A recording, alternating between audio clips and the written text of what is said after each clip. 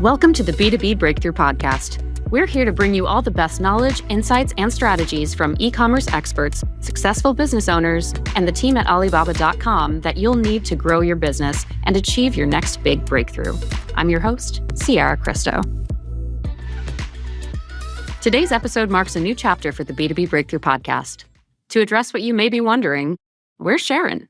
Don't worry, she's rocking it somewhere awesome. Things move fast in the sourcing world, just like your next breakthrough product. And that's what I'm here to help with. I'm Ciara, the brand lead on the marketing team at Alibaba.com. I'll be your guide helping you navigate the latest sourcing trends and insider tips straight from the brand. Today, we're lucky because we have an incredible guest joining us, Natalie Jacob. Oh my gosh, I'm honored. It's a joy. Thank you so much for having me. So let's get into it. The first thing I kind of want to lay a foundation for our listeners. You and I were talking the other day about how you didn't really have a traditional entry point into entrepreneurship. Can you set the stage for us? How did you get into this position and what brought you to creating Etymology? Well, initially, when I started out, I was more of a traditional fine artist. I was in college and just experimenting, kind of trying to find my way. And I always knew I wanted to do something creative, but I didn't know exactly in what capacity that would be or necessarily what that would look like down the road. I started experimenting with jewelry making and seeing what I could do with different tools. And being in school really taught me that. And I thought, okay, well, what could this look like in the longer term? I'm not entirely sure. And, things just kind of blossomed and grew with the internet. And as time went on, my business grew as well, which was amazing. So I want to take a moment and take a step back to the very beginning of your journey. In my time at Alibaba.com, we've talked to a lot of entrepreneurs and experts in the e-commerce world, and we chat about how to begin and find your way into entrepreneurship. And everyone says, just start, just do it, take the leap. I think it's such sage advice, and it holds true in my experience. And I want to turn back a little bit and tell us what your first step was. What was that first move to transition, rather, from fine artist to entrepreneur in the creative world? Yeah, it's interesting that you mentioned that because I don't feel as though, I think I'm still both. I don't think I've ever really left that creative realm fully. And I think entrepreneurship, it finds you. You don't necessarily go seeking it. You just kind of have that impetus to begin with. And for me, I always knew that I couldn't really imagine myself in like a corporate environment. I really wanted to be my own boss, get my creative work out there, and just share that story with the world. So it was a very sort of natural transition. And so what was that first step, though? I think for me, it was just seeing how people responded to my work and knowing, hey, maybe this is something that I could really run with and really grow as a business down the line. Just knowing that people get so excited by what I'm creating, it was invigorating and it brought me so much joy. It still does to this day. So it was the reaction from your customers that really helped you build that momentum. Absolutely. And it was interesting because when you're an artist or a maker, even as a small business owner, when you're creating your products, it's just you and the product. You're not necessarily getting upfront feedback from anybody because it's a very kind of solitary experience.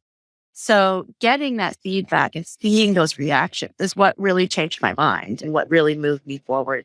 I also realized we didn't really cover what the product is at Etymology Jewelry. So since you mentioned that, what is the product you're producing? What are some of your best sellers and the things you're most excited about creating, put into the market?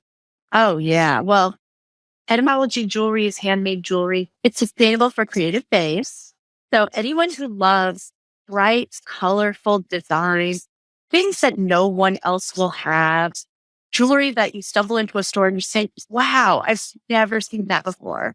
That's what I aim to create on a day-to-day basis. And for me, I use a lot of beads, lots of crystals. And in those creations, bracelets seems to be the most popular and rings too, but bracelets. So we know that you like to integrate some sustainable practices to bring, the most eco-friendly jewelry to the market and sustainable jewelry that, you know that your audience is looking for. how do you combine the vintage sourcing with new products that you source on Alibaba? I really love to integrate little bits of, upcycling, just little flourishes of that into anything that I design. So initially, if I have an idea for a piece of jewelry, I start with the materials and then I go into actually making it. And I initially start with the materials that I can get, over and over again more easily. So Alibaba is key for that for me. Alibaba.com is so key. And then after that, the sustainable aspect, I think, okay, so I have, amethyst and then I have these really cool gold plated chains. Like what accent or what sort of flourish can I contribute to that to bring it to a whole other level? And that's where the upcycling really comes into play. So, what materials spark the most inspiration for you? What draws your eye? If you're walking into a thrift store, where are you immediately beelining? The jewelry case, definitely. Yeah, that's where all the goodies are. So, you're upcycling from existing jewelry and giving it new life. Yes. And sometimes it's very interesting because, at this point, my business, I do a lot of wholesale. So I'm doing bulk orders for folks with jewelry. And, I need to be able to get certain materials over and over again. But when I'm thrifting, there might not necessarily be a guarantee of that. However, the thrift stores, they are so inundated with stuff that they'll just take a giant gallon bag and put a ton of jewelry in it and, sell that. But that's like a bulk of materials for me. So then I'm like, okay, I can actually use this in a greater way because I have so much. So it's helpful. It works out.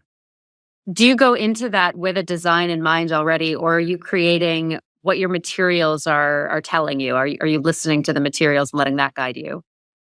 I think it's a little of column A and a little of column B, where, sometimes I do have a design, but I think 9 times out of 10, I let the materials inspire me. Nice. So I want to shift to the Alibaba.com side of those sourcing practices, because this is a platform where you are able to refine your search a little bit more. And it is a treasure trove, but it's less of a luck of the draw situation. Absolutely. So when you go into a sourcing practice on Alibaba.com, do you have a design in mind, or do you also seek inspiration in the search? Oh, it's definitely both. Because when I'm searching, I'll say, okay, so I really need some amethyst here. And I'll look that up. Amethyst is one of my favorites. I've been really loving designing with it for a fall and winter. But, Alibaba offers so many different options that I can't help but be inspired by all the search results. And I'll say, oh, I didn't even know this product existed. I think I need to integrate this into my line. And inevitably, I'll leave with more than I bargained for. Can you tell me about a lucky find that really inspired a piece that you're really proud of? I mean, like I said, I've been really stuck on amethyst, and I found these really great kind of like raw amethyst slices where you could really see the layers of the stone. It was very unique and different because usually you just see it's like kind of plain purple. It's very kind of not like in its natural state. It's like they treat it a little bit. So this looked a little bit more organic, a little bit more different. I'm like, wow, okay, this is cool. Frankly, I'm not all that familiar with amethyst as a material.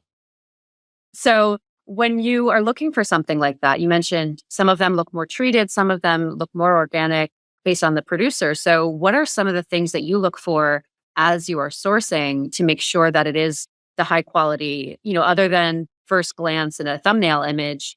What questions are you asking, or what key features are you looking for in your search? At this point, I feel like when I look at a photo, I can pretty much tell, okay, well, this is a genuine stone. It's not plastic or glass. And I've had that experience. So I'm able to kind of discern that at this juncture. But when it comes to someone new and it's a bulk purchase, a new vendor, a new supplier, I'll get a sample before I really go to town and say, get, dozens and dozens of beads type of thing. Cool. So what does that conversation look like? How do you get into that routine and ask the right questions to get the information you're really looking for? Oh, yeah. Well, I really love the Alibaba.com messaging system for that. I'm able to connect with vendors and suppliers just so seamlessly and in such a like a user-friendly way. And, if I have any doubts about the products, I'll obviously ask questions. I'll say, how many beads per order? What does the shipping time look like? Standard things like that. What are some of the challenges in dealing with those conversations? Have there been any blunders or miscommunications communicating globally that have become frustrations for you, and how do you overcome them? Not necessarily within the global communication. Like I've been relatively lucky where I really have no complaints on that realm. People are very responsive. I don't have to wait too long. Once in a while, if I find a vendor who has a certain product and then maybe another vendor who has a similar product, but their order minimums are different, I'll reach out to the vendors and say, I'll ask them questions like, what's the lead time on shipping? How long should I anticipate waiting? And if one vendor kind of gets back to me like way later than another, then it makes it a little complicated. Interesting. So, does that deter you from working with that supplier, or do you weigh them equally still? I think so. I do. I mean, if I'm inspired or I really need a material for an order, I'm going to go with the supplier who got back to me the fastest and is the most communicative. Because as someone who is also a small business owner, I value that sort of communication with my own customers. I think that's abundantly important. My business is my priority. And if I have an idea, I got to jump on it. Yeah, absolutely. So the logistics piece is coming into play a lot too. Oh, without a doubt. Yeah, absolutely. I agree. How do you manage that? I mean, there's so many moving pieces. How do you structure that timeline to get the right product to the right client? I know. So I just experienced that with a large client that I can't necessarily name, but I mean, there were a lot of moving parts. This was an order where they requested over 500 units of jewelry. And I really had to pace myself in terms of, okay, well, this piece takes the most time to construct. So we need to order the materials for that first. And all those materials need to come at the same time in order to create, it was a charm bracelet, to create this charm bracelet and to create it in the timely manner that is needed here. So do you engage in different conversations when there's that kind of time crunch on the sourcing side of it? Oh, I would say so. Yeah. I will say, I need it by a certain time or, can we do expedited shipping? And at most junctures, they've been completely able to do that. And that's been so welcome and so helpful. Does that change based on whether you've worked with them before, or do you frequently jump supplier to supplier, have an established relationship with some, and does that change the way you talk with them? I guess it can be a little bit more casual when I know the supplier, but for the most part, it's pretty even keel. I will get some new people in the mix once in a while if I see something exciting or inspiring. I'm like, okay, yeah, let's get this in the mix. Yeah, bring it on.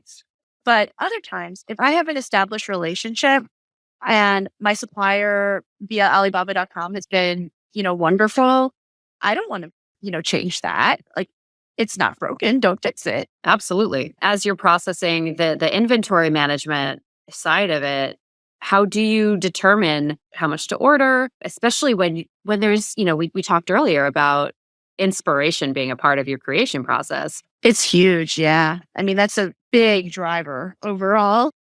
Yeah. So does that restrict you from placing bulk orders far in advance? Are you making smaller orders to keep up with trends? Oh, sure. I mean, that's huge because I have made the mistake in the past of bulking up on something where neon was a big trend a couple of years ago. And I got a lot of that. And I didn't even end up using all of it when the trend was done.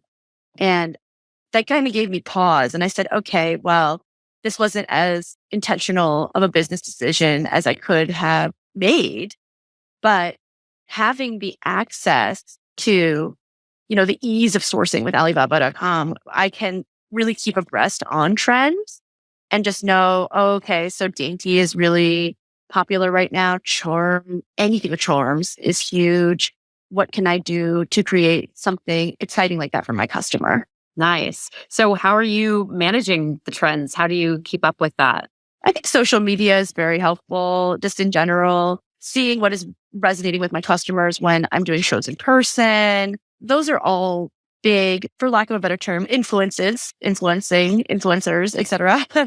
Cool. Yeah, that was actually one of my questions I had for you was we talk with a lot of folks who are sourcing online and selling online Yeah.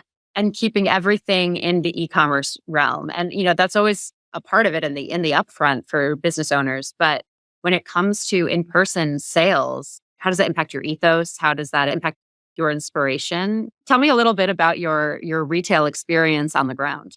Oh, yeah. I mean, I've had ample experience both in e-commerce and selling person to person, also wholesale in, a market capacity where I'm meeting the clients in person, also in an online e-commerce way. But I think it all kind of melds and influences one another, all these certain experiences with customers. And it's interesting because I know something that I like to tell people is that when it comes to either retail customers or wholesale buyers, you can't say that every single person likes blank thing. Like every single person will love this bracelet. It's just never going to happen. So it's interesting. Even if something is a top seller, there's always going to be someone out there that says, this isn't for me. But it's nice to know that you can make things that make people smile and bring the utmost joy in the products that you're providing. Some of that is, we were talking about it being at artisan fairs and farmers markets and situations like that. So, do you have any anecdotes from those experiences that really warmed your heart or struck a particular chord with you? I mean, I always get excited. Yeah, I actually do. I did a show. I try to travel to do shows once in a while. I haven't, I'm kind of splitting right now. I'm doing some shows in upstate New York and New York City. I did a show in North Carolina a few years back, and it was a really large show that I just kind of took a chance on because I saw it on Instagram.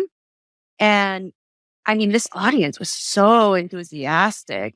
I mean, girls would run screaming to my table and say, I've never seen anything like this. And I'm like, wow. I mean, the response blew me away. It was amazing. I mean, that's what every product-based business wants is customers that are genuinely excited about what they're providing. That's so heartwarming. Thank you. Can you tell us a little bit about your design? Cuff bracelets are so popular. I like to do an individual stone or a little mix of stones and just highlight those materials in a really beautiful and special way. Again, in a way that captures people's imaginations and makes them just say, wow, I've never seen this before. Everything is handmade and designed in our studio, based in New York. And it's the type of thing where anything can be, even in a larger quantity, anything can be handmade, but it just needs the proper timing. So, if you're going to order 1,000 of pieces of jewelry, I'll say, okay, well, that might take a month. It might take some time, but it can be done. What are some of those strategies beyond, giving your clients a heads up? What are those strategies that help you manage your time to give every piece the attention that I know that you want to give it? Oh, yeah. Well, I will say, oddly enough, it's easier to make dozens and dozens of the same design versus dozens and dozens of a different thing. Because when you're making the same thing over and over again, you kind of get into a groove, you kind of get into a rhythm, and you're really able to streamline that process just from the repetition. But with something where each individual piece is one of a kind, it's a little bit more challenging.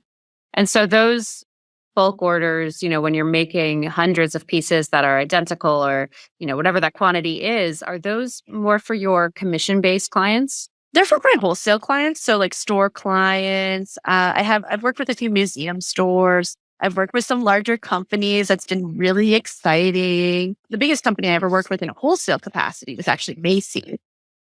Oh, wow. Yeah. What were you producing for Macy's? Well, it was part of an Etsy Macy's pop-up. And this was maybe 6 or 7 years ago. They had it around holiday time. They wanted to promote, New York City based artisans and designers. And they approached me and I was overjoyed. Really cool. It was very fun. So for a client like that, how do you decide what to make and how to source for that?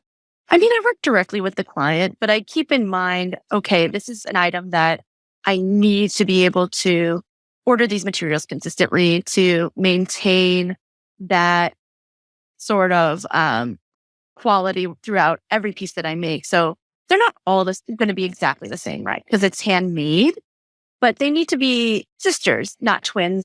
There you go. Like our eyebrows. There you go. True.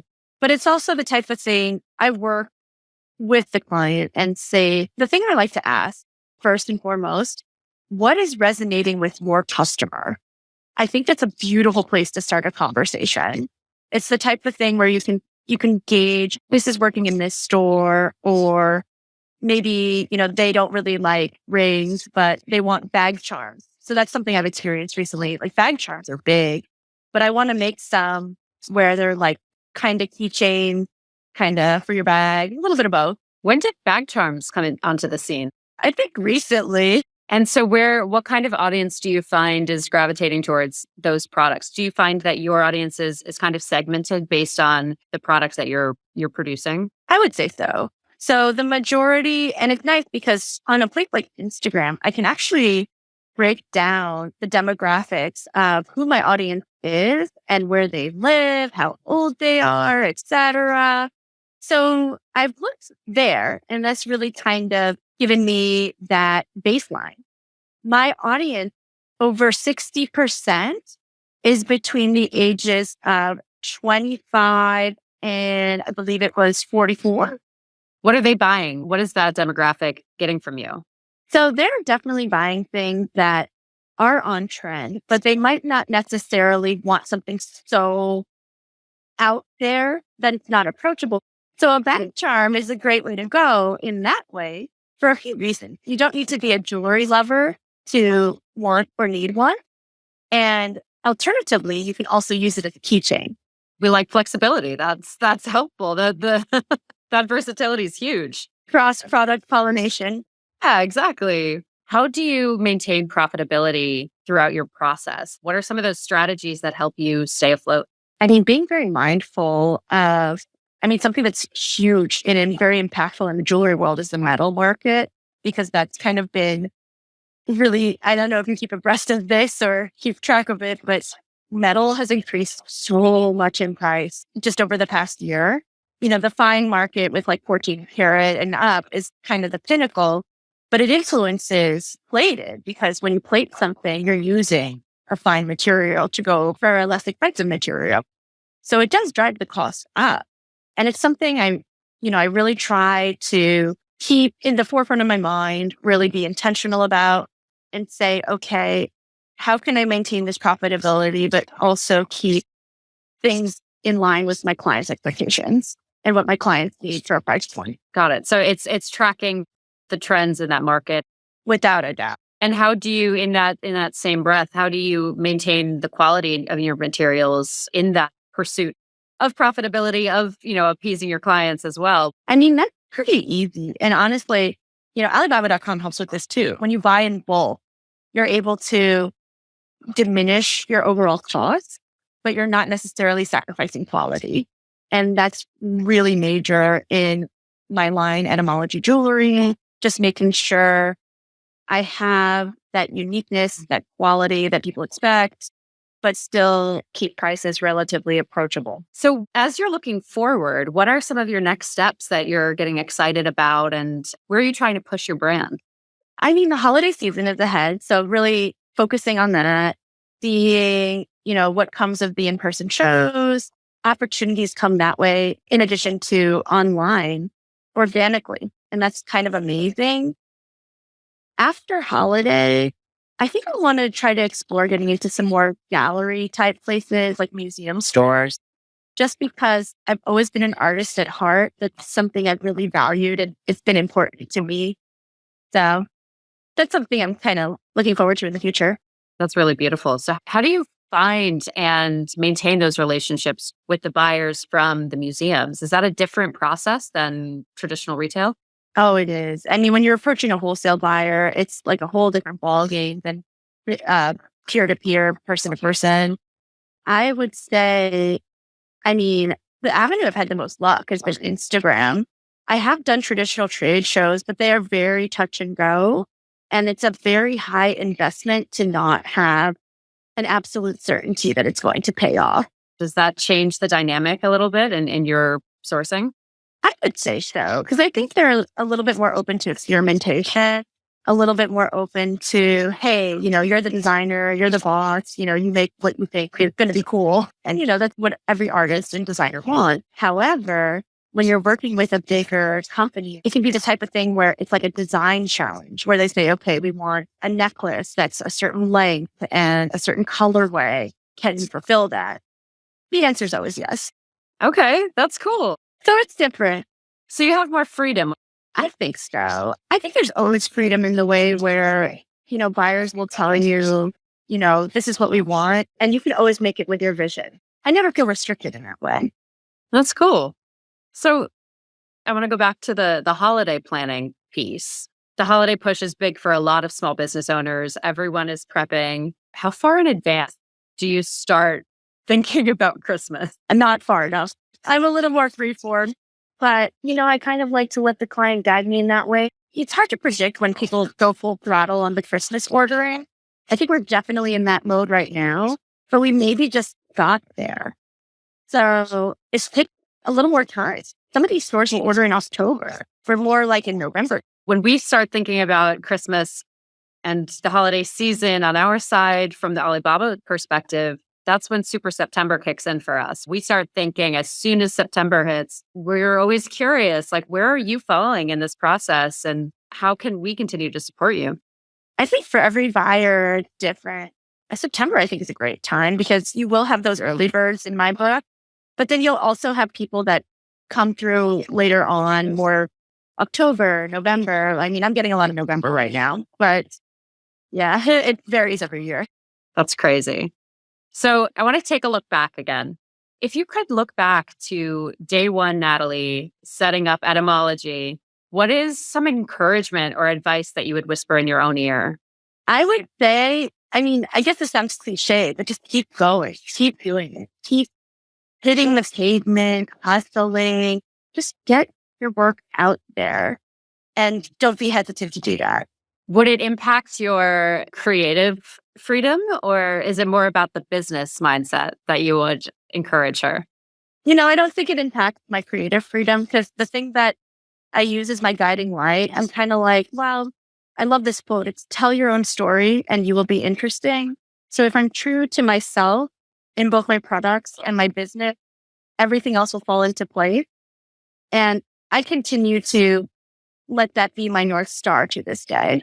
And that helps me a lot. That's a great, so tell your own story and you'll always be interesting. That's the line. It's from the artist Louise Bourgeois. She said it originally, but yeah. That's gorgeous. I love that quote. That's great. So, just feeding off of that, how do you stay motivated and inspired when you're balancing beyond staying true to yourself? How do you stay motivated balancing art and business? It's hard. As a business owner, one has to wear so many different hats and fulfill so many different roles. And this is nice too, just talking to my client. They tell me, okay, my customers are asking for this. Do you have that? And the answer is always yes. And it's like, well, how can I make that? And recently it was a client who wanted bag charm because she didn't like a traditional keychain and that the keychain kind of ruins your nails. But a bag charm can be both a charm and a keychain. So why not both? Interesting. So those pushing the boundaries prompts are really keeping you inspired to stretch your creative freedom. Without a doubt. Yeah. Nice. Tell me a little bit more about how you find inspiration for new designs. Honestly, I'm such a high energy person that I need to be exploring, whether just walking around New York City or visiting a new place. I think a change of scenery always helps to inspire and motivate. And I know that helps me. I think we've covered a lot of ground here, and I want to wrap up with a couple forward-thinking questions. I want to think back to some of the advice that you received early on, and what is a piece that resonated with you so strongly that you feel like you got to pay it forward? What is that pay it forward gem? Well, this really date me, but this is kind of like more of a joke. And then the other one's a little more serious. But I was not on Instagram as a business starting out. And that's initially how I connected with Alibaba, which was amazing. But, folks said, you're such a visual person. I think Instagram will really open up doors and like get your work out there. So it's kind of like, getting your work out there. But they're like, yeah, you should be on Instagram. Like Instagram was brand new at the time. And I'm like, I don't even have a smartphone. I can't do that. I'm 35 now. I didn't get a smartphone until I was 26, 27. Wow. I know. I went a long time. I admire that. I think that's great. Thank you. I don't know. It's interesting. And then I became took the deep dive into Instagram. But the other thing that I would say that someone told me that has been very valuable advice is sometimes no means not right now in terms of products or your own small business, because someone might be wanting to see, okay, well, how is this line going to evolve? How is this small business going to grow? I want to see just what comes in the future. Certain clients have said, we love it, but maybe not this season. And I say, okay, I'm going to keep your information. Let's circle back in a few months. I can't wait to show you my new products then. Always leave the door open just for opportunity, because you just never know what will come about in the future. All right. And I have one last one for you. Who and what are your biggest inspirations? Who are your biggest role models as a business owner? Definitely other business owners, folks who are just very open with the knowledge that they've kind of garnered over the years. I actually have a mentor in the Diamond District of New York, and he has taught me so much about sourcing different metals, like what certain vintage eras look like. He's just given me so much knowledge. And it's influenced my business in terms of what I design and what I make and what I look for. It's awesome. Well, this has been really cool chatting with you. Ciara, thank you. Before we fully sign off, where can people find you? How do we stay tuned into your journey? Oh, wonderful. Thank you. So I'm on Instagram at Etymology Jewelry. So etymology is the study of words. If you're not sure how to spell that, look up what is the study of words, and then jewelry. You can find Etymology Jewelry online. I have an e-commerce site. It's etymologyjewelry.shop. And I'm also on Facebook, TikTok under the same name. Awesome. Well, we will stay tuned and look forward to seeing all that comes out this holiday season. And thank you for joining us. My pleasure. Thank you for having me. B2B Breakthrough is produced by Alibaba.com. To find out how Alibaba.com is empowering its customers with the tools, services, and resources they need to grow their business, visit Alibaba.com. And then make sure to search for B2B Breakthrough on Spotify, Apple Podcasts, or wherever you find your podcasts. Make sure to follow us so you don't miss future episodes. On behalf of the team here at Alibaba.com, thanks for listening.